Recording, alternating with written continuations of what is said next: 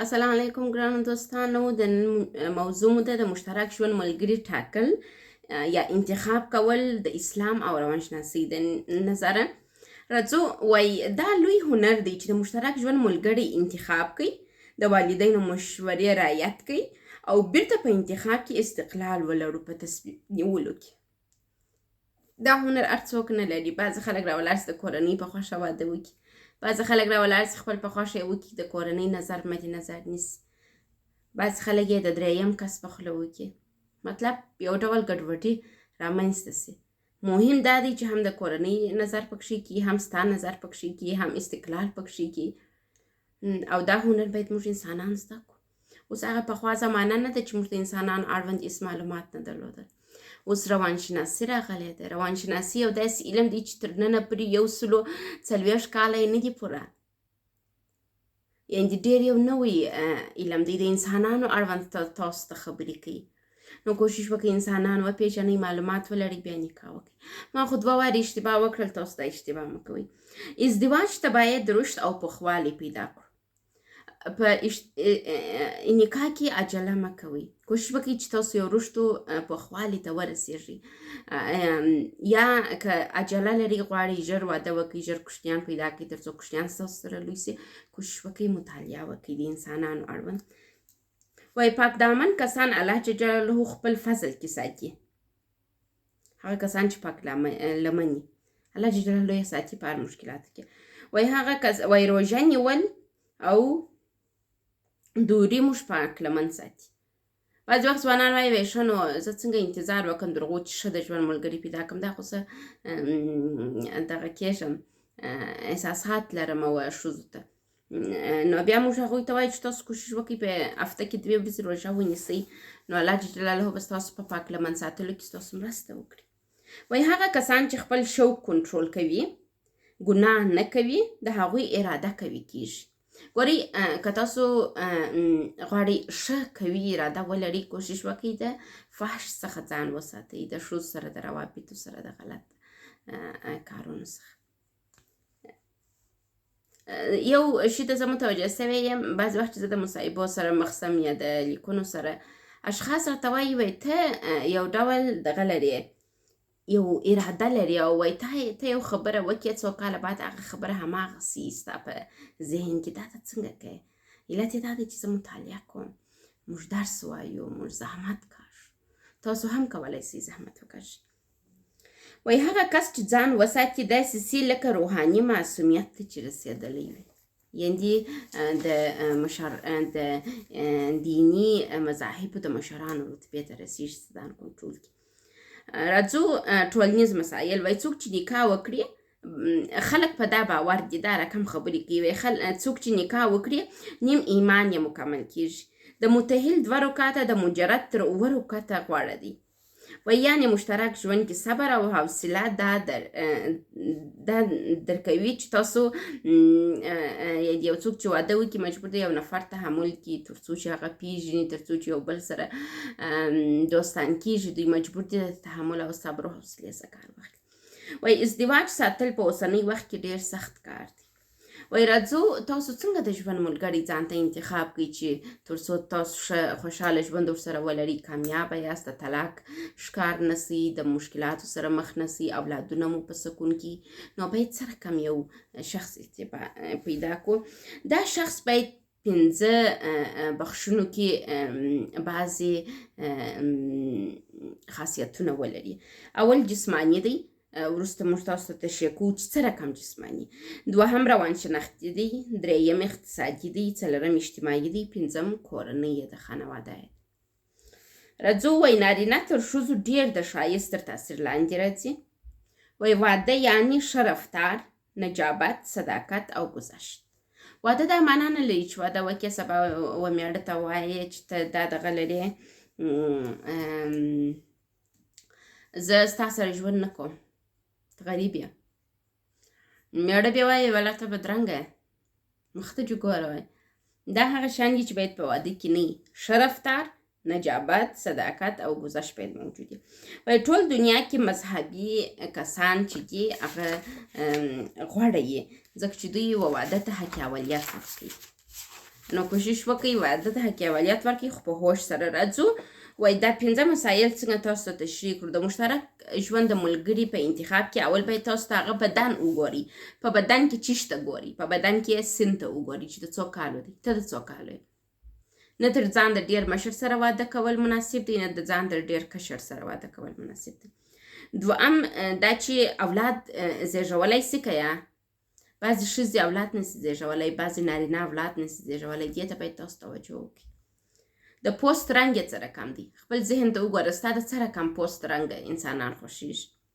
چهره و اندام یې څه رقم دی. جسمي صحت یې څه رقم دی. دا د دوی د بدني معلومات دي چې تاسو باید په مد نظر ونیسئ. بل روانشناختی مسایل دي. یو تحصیلات، څومره تحصیلات لري. ته څه رقم میړه یا میرمن غواړې چې څومره تحصیلات ولري. هوش یې معلوم کړي چې څومره هوش لري. بعضې انسانان قوي هوش نه لري، ډېر ضعیفه هوش لري. دا ما چې دوهمه نکاح وکړل، زما د دوهمې نکاح خاوند چې و هوش دغه یې ډېر کښته و. حتی زما سیالانو سره یې چې زما سیالان و، ما به هغو ته دی غټ معرفي کوئ چې داسې دی داسې دی. دا به سیالانو ته زه په شرمو وشرمولم. عواطف، څنګه عواطف لري. ستا سره مهرباني کوي، د خلکو سره څه رقم رویه کوي. دا ډېر مهم دی چې تاسو د چا سره واده کوئ هغه د خپل د خپلوانو خپل د ملګرو سره څه رقم رویه کوي. اخلاقي صفات یې څه رقم دي. اخلاق یې څنګه دي. خیانت کوي، نیکي روابطو ته داخلیږي نه داخلیږي. رفتار یې څه رقم دی. څه رقم رفتار کوي. چلند یې څه رقم دی. د رفتار او د چلند ډېر فرق دی. راځو دریم اجتماعي برخونه یې تاسو وګورئ. څه رقم فرهنګ لري. یعنې فرهنګ یې څه رقم دی. دی په څه رقم فرهنګ کې لوستوی دی. څه رقم مور یې ده، څه رقم پلار یې ده، څه رقم کورنۍ یې ده. د ده په ذهن کې څه رقم یو فرهنګ ځای لري. دوهم اجتماعي طبقه بندي وګورئ چې په اجتماع کې دی په کومه طبقه کې اوسېږي. قومیت او ملیت یې وګورئ چې آیا ستاسو سره یو دي که یا. دین او مذهب یې وګورئ. دا هغه شیان دي چې مهم دي په اجتماعي برخه کې.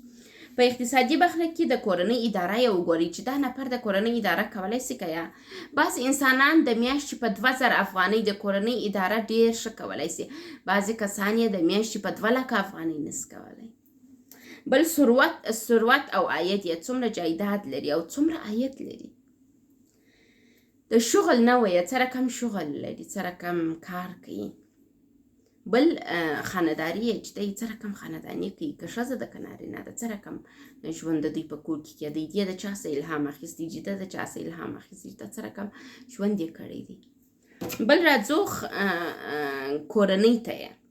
د خپلوانو سره یې نکاح، د دوی په خپلوانو کې د خپلوانو نکاح څه رقم، د روابط څه رقم دي. دا هغه شیان دي چې باید تاسو یې جدي وڅارئ بیا د هغه چا سره واده وکړئ.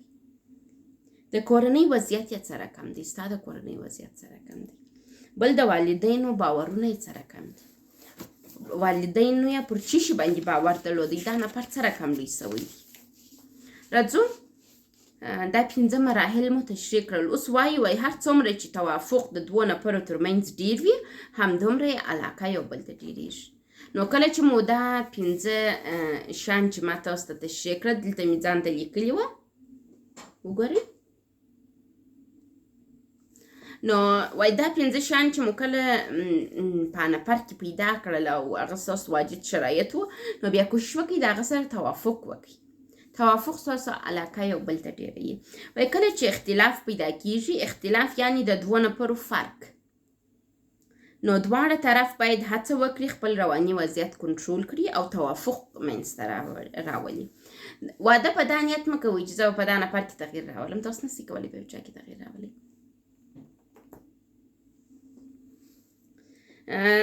د میرمنې ښځې په انتخاب کې وایي تاسو څه رقم یو ښځه ځان ته انتخاب کړئ. د اسلام د نظره ډېر دا مراحل دي. راځو اول وایي جسماني صفات یې وګورئ.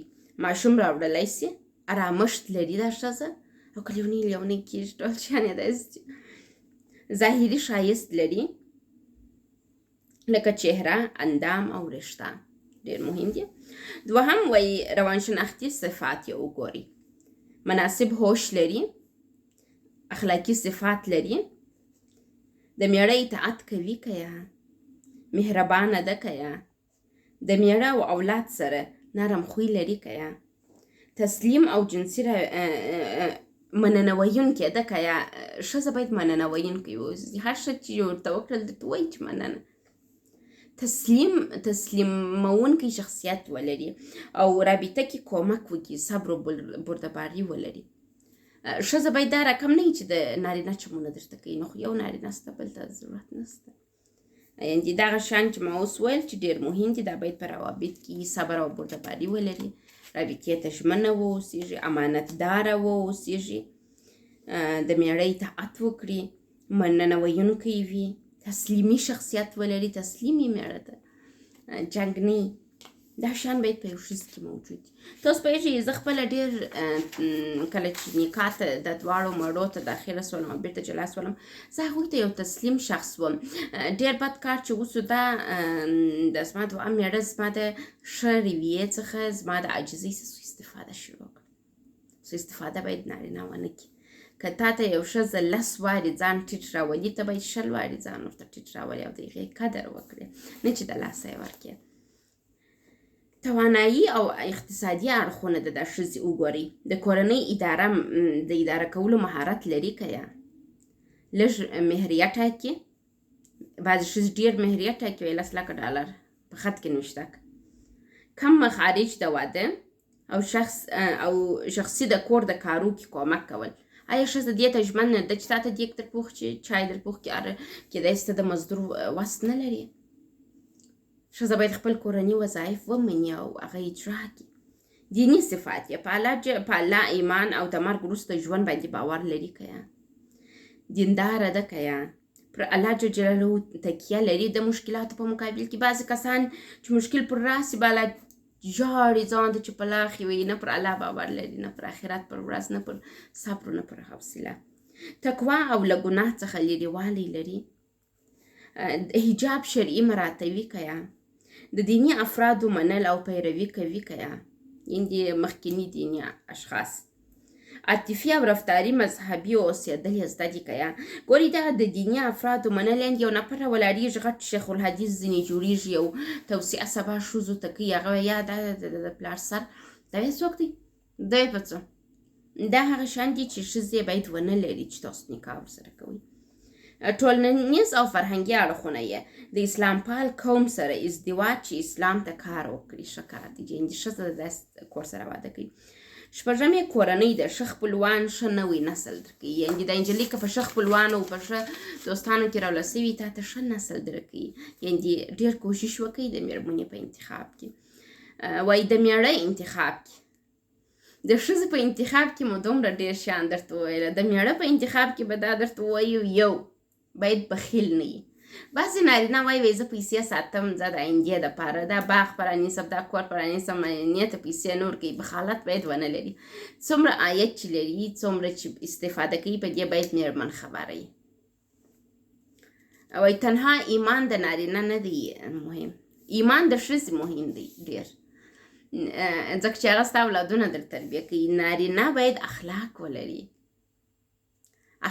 ولري او په پیسو کې خوش حسابه وي. داسې نه چې روپۍ نه درکوي، بخیل وي یا مثلا پر تا شک کوي. دا هغه کسان دي چې باید موږ واده ورسره ونه کړو. وایي راځئ اولیتونه په نکاح کې. اول، ایمان او ښه باورونه بدبین نه وي. هغه که څوک چې وایي ایمان لري، ښه باورونه لري، هغه هېڅ وخت بدبیني نه کوي. بعض وخت موږ د یو هلک سره یا د یو نجلۍ سره واده کوو، هغه پر موږ شک کوي، بدبینه یا اعصاب مو را ګډوډ کړي. وایي باور یو پایشه بیبي کړله. څنګه یې وکړل؟ یو ښځه واده هر چا سره به بیدېدل، میړه سره یې واده وکړي، میړه ډېر باور پر درلودی، زما میرمن بیبي ده، بیبي ده، بیبي ده. ته یې په خبره وم چې دا به د ښځه ده، د هغې څه داسې ښځه جوړه شول، میړه ته به بله ورځ اخلاق وښوئ. یعنې بدبیني باید ونه ولرو. دویم، ټولو وختونو کې ایمان او ښه باور کوونکی شخص ښه دی چې انتخاب یې کوي. د بې ایمانه کس سره نکاح څوک د آخرت له خوشبختۍ څخه لرې کوي. څلورم، د ژوند سطح مد نظر ونیسئ. ما چې یوه اشتباه وکړه په دا 2 نکاحو کې، ما د ژوند سطح مد نظر ونه نیول. زما اول خاوندم یو کلیوال کورنۍ څه و چې دوی 10 کاله کېدل ښار ته راغلي وو او موږ ښاري خلک وو، موږ نه سره چلیدلو. دویم خاوند خو مې مطلق بېسواده و، یعنې ما د چا سره نکاح وکړه هغه مطلق بېسواده و، انګلیسي یې نه وه زده، اردو یې نه وه زده، هندي یې نه وه زده، فارسي یې نه وه زده، یو د مور ژبه یې زده وه د پښتو، هغه یې په ډېر زحمت زده کړې وه، املا یې نه سوی لیکلی. دا اوس ما د لور پاسپورټ دی، اسرا یې نوم دی، الف سین ری الف امزه ده. دی پاسپورټ ځای ته ورغل دي، تذکرې ته ورغل دي، زما د لور نوم یې په اسرا نه په اسرا لیکلی ده، کوچنۍ هی یې ورکړې ده. یعنې دا باید موږ خپل د ژوند سطحې ته وګورو، ستا تحصیلات څومره دي، د هغه تحصیلات څومره. ما غټه اشتباه د ژوند دا وه چې د یو بېسواد سره مې واده وکړ. هغه داسې بېسواده و چې ما به درته ویل چې مننه ته زما ژوند ته رالې، ته پر ما ګران یې، یا زه تا ته قدر کوم، یا ته ډېر ښه انسان یې. د بیا داسې فکر کوي چې والله دا ما ته وایي چې مننه، دا مننه په دې خاطر وایي دې ته مېړه نه ور پیدا کېدی، دا ما ته اړه وه، ما دې سره واده وکړي، غټ احسان مې پر کړی دی. دا هغه خبرې وې چې ما د مینې د خاطر واده ته کوی، او دا هغه بیلیف کول او بېرته یې پر ما اکشن کوه. خو زه به داسې اریانه مسلمان دی غیر مسلمان ته زړه نه ښه کوي چې نکاح وکړي، ځکه چې اولادونه مو په دوو باورونو باندې لویېږي. بیا وایي ښه خوی بدخلقي روابط وژني، ښه خوی وکړي وایي بدخلقي روابط وژني. ګورئ د دویمې نکاح څخه زما د میړه سره جلاوالي علت دا و، ما به د هغه سره ښه رویه کول، دته مې حکاولیت ورکوئ، مشرتوب مې ورکوئ، دته به مې پیسې ورکړې چې دا کار وکړه، د بېرته ما د پیسو حساب نه راکوئ، پیسې به هم زما وې، قرار بیا پیسې پکې غلا کول. نو زه خو احمقه نه وم. بل بد کار چې کوئ دروغ یې راته ویله، داسې دروغ یې ویله چې بیخي ډېر. دا کار باید ونه کړو، ښه خوی باید ولرو، خوش حسابه واوسېږو او چې وکړو یو د بل باور مات نه کړو او ځان ته ډېر په غټه سترګه ونه ګورو. وایي ښه خوی د ایمان مهم رکن دی چې باید موږ عملي کړو.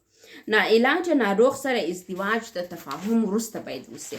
بعضې کسان ناعلاجه د اعصابو ناجوړي لري، زه خپله لرم، دوا خورم مسلسل. بعضې کسان د کینسر ناجوړي لري، دا باید یو بل ته معلومات ورکړي او توافق وروسته نکاح وسي. وایي کله چې مرکه وسول او شخص ښه اخلاق او دیندار وي، د واده شرایط اسان کوي او واده ورسره وکړي. ښځو ته وایي یعنې هغه څوک چې ښه اخلاق او دیندار وي کوشش وکړي واده ورسره وکړي. ما دا کار وکړي، تاسو پوهېږئ پر ما یې واده نه دی نیولی، دا دویمه نکاح، ما ته یې پروګرام نه دی نیولی، ما ته یې تحفه نه ده راکړې، هېڅ شی نه چا کړی، ما نکاح ورسره وکړل، فقط ساده نکاح. یعنې په نکاح کې هیڅ مصرف ونه سول. هغه زما قدر ونه کوي، داسې کس بیا انتخاب کوي چې ما فکر کوي چې دی ښه انسان دی، دینداره دی، هغه دی یو هم نه و، هېڅ علم یې نه درلودی او مطلق بېسواده و او زه یې ډېره وځورولم. تاسو کوشش وکړئ چې دقیق واوسېږئ. وایي که په نکاح علاقه نه وي رابطه خرابېږي، باید علاقه موجوده وي د دوو نفرو تر مابین. ما هغه ته علاقه ښکاره کول خو هغه زما سره هېڅ علاقه نه درلوده، نه یې ما ته احترام درلودی، نه زه اصلا بېمعنا شی هغه ته ایسېدل. که واده د دیندارۍ په خاطر وسي، ښایست او ثروت د الله جل جلاله وعده ده سره. که تاسو غواړئ یو دینداره کس پیدا کړئ، یعنې په دین داره پسې ګرځئ، الله جل جلاله خپله هغه تاسو ته ښایسته کوي. وایي کله یو فرد په یو څه له ملګري لوړ وي، خو موږ نه یو خبر، خو بل طرف کې بیا هغه کس تر تا لوړ. بعض وخت یو نفر پی ایچ ډي لري، مثلا زه پروانه ضیایي، زه پی ایچ ډي لرم، یو نفر دی هغه د 12 صنف فارغه دی، زه واده ورسره کوم.